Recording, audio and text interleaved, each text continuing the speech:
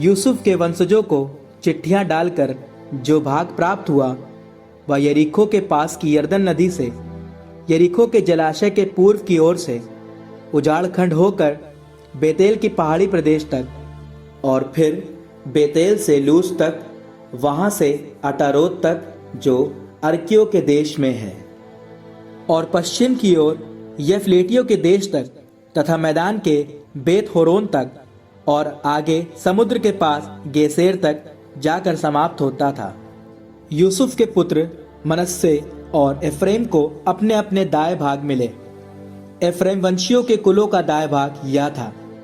पूर्व में उनके दाएं भाग की सीमा ऊपरी बेत होरोन तक अटारोत अद्धार थी, वहां से वह समुद्र तक जाती थी। वह उत्तर में मिकमतात से पूर्व की ओर तानत शिलो और उससे आगे पूर्व की ओर यनोहा तक जाती थी। वह यनोहा से अटारोत और नारा तक पहुंचती थी और यरीको के पास से होकर यरदन के तट पर समाप्त हो जाती थी। सीमा तपुआ से पश्चिम की ओर काना नाले तक जाकर समुद्र तट पर समाप्त होती थी।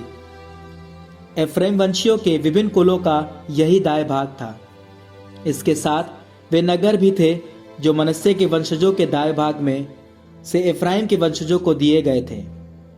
इन सब नगरों के साथ उनके आसपास के गांव भी थे, लेकिन वे गेसेर में रहने वाले कनानियों को भगा नहीं पाए।